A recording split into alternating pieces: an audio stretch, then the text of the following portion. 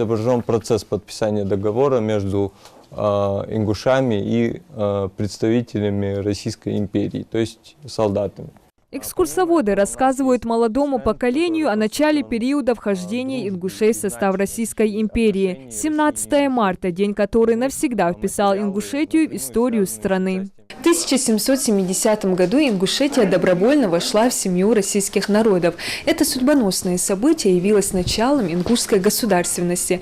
Бесценные исторические материалы, освещающие события тех времен, хранятся и в Музее краеведения имени Тугана Мальсагова. «Навеки с Россией» – картина Анатолия Артемьева, которая является тоже одним из таких экспонатов, написана в честь единения ингушей с Россией. Мудрым решением наши предки определили исторический путь Ингушетии в составе многонационального российского государства. И вот уже 249 лет ингушский народ дорожит единством с Россией. Мы сегодня рассказываем о том, как еще до заключения договора наши ингушские люди контактировали с русскими еще в Древней Руси, о том, как наш великий ученый Дашлуко Мальсагов доказал о том, что человек, который пытался спасти князя Игоря, это был ингуш, о том, что связи между российским, русским народом, ингушским народом, они проходили во все времена. Из устали воевали они. Потому что они не сдавались никогда.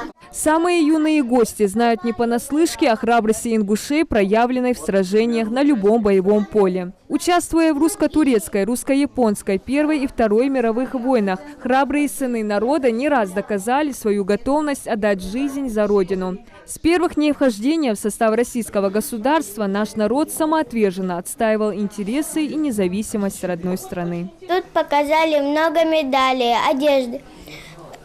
Откуда они пили? Ножи, пистолеты. Говорить сложно, пограничника зовут. С верными друзьями честно, службу родине несут. Сегодня Ингушетия – самая молодая и динамично развивающаяся республика многонациональной страны, у которой есть свой гимн, флаг, язык, традиции и богатая история. С целью узнать больше об истории народа музей посетили учащиеся образовательных школ, юноармейцы, воспитанники дошкольных учреждений и студенты Ингушского государственного университета. В 1770 году республика Ингушетия уже делилась на 3 группы. Это Назрановская, Сунжская и Джейрахская.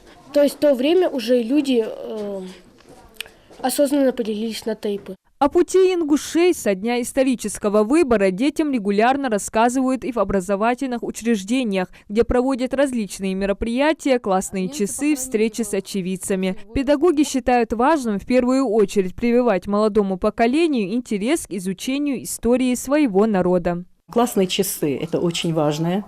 Это важный час, который необходим даже увеличить не 1 час, а можно 3 часа в неделю, потому что не хватает. Тем очень много, важных тем, которые нужно обязательно довести до сведений учащихся. И там бывает так, что ищешь такие моменты на 7-м уроке, на 8-м, чтобы побеседовать с детьми, потому что многое забывается, многое не дочитывается, многое ребята не знают. Многое я сама не знаю, потому что очень интересно бывает читать книги, которые пишут у нас наши кандидаты исторических наук. Очень много всевозможных исторических очерков, которые я тоже... Эти сведения до меня не доходили в школьное время. Такие познавательные экскурсии каждому желающему позволяют узнать больше о славной истории ингушей, их культуре и взаимоотношениях с соседними народами. Диана Дударова, Тамерлан Ужахов, Новости 24.